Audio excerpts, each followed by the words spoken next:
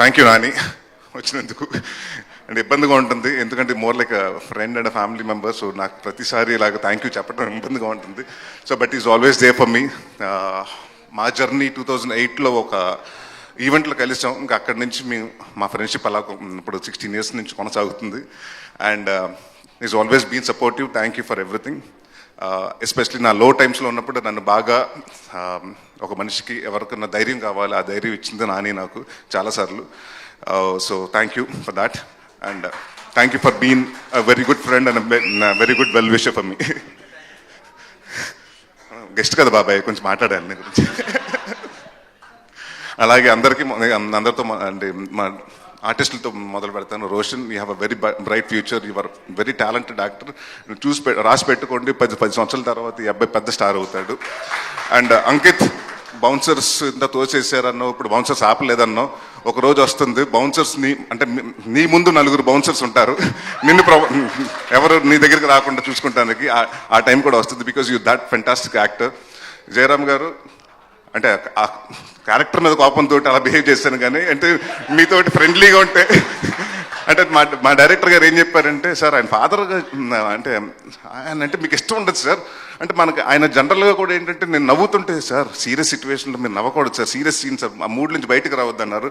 So అందుకని ఆ 3 రోజులు ఆ మూడ్లో ఉన్నాను, కానీ అంటే మిమ్మల్ని ఇగ్నోర్ చేయాలని ఇది కాదు. It was pleasure working with you sir. And అలాగే ప్రవీణ్ గారు, మీ అందరు రాజు గారు అని పిలుస్తాను నేను. So very fantastic actor. And ఈ సినిమాలో చాలా మోడ్యులేషన్ కూడా చాలా కొత్తగా చేశాడు. అండ్ రాజా గారు, నా గురించి మాట్లాడలేదు కాబట్టి నేను కూడా మీ గురించి మాట్లాడదలుచుకోలేదు, ప్రీ రిలీజ్లో మాట్లాడతాను.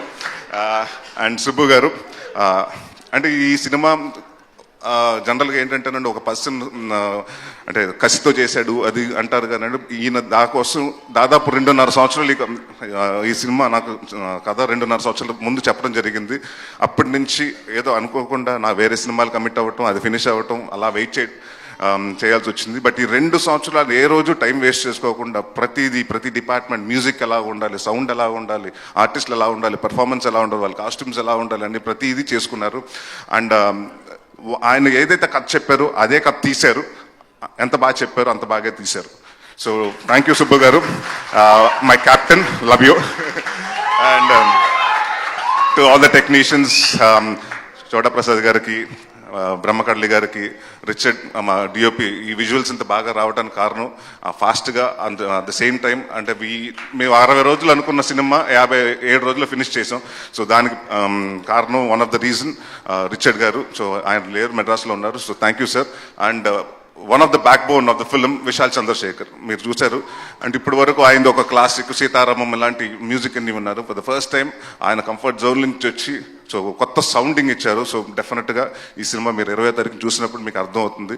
అండ్ అంటే నేను నాంది సినిమా తర్వాత చాలా కాన్ఫిడెంట్గా, అంటే ఏదో సినిమా అంటే డెఫినెట్గా రిలీజ్ ఉంటే 1 వారం ముందు టెన్షన్ వస్తుంది.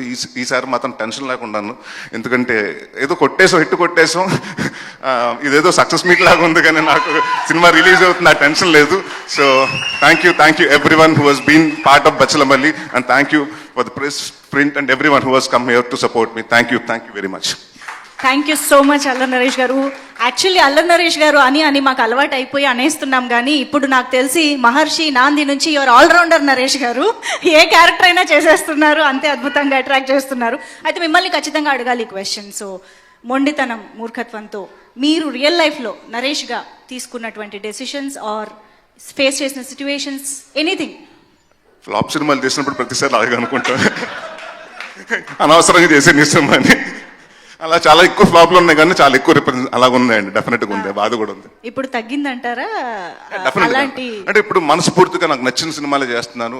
I'm only believing in the content more over the call. And ఇదివరకు ఏంటంటే నెంబర్ ఆఫ్ ఫిల్మ్స్ చేసేవాడిని, ఇప్పుడు నెంబర్ ఆఫ్ ఫిల్మ్స్ కాదు, quality of the film is important అండి. I'm very choose about scripts అండి. ఎస్, అండ్ మీ directorial venture కోసం కూడా ఎదురు చూస్తూ ఉన్నాము. Anything, any update?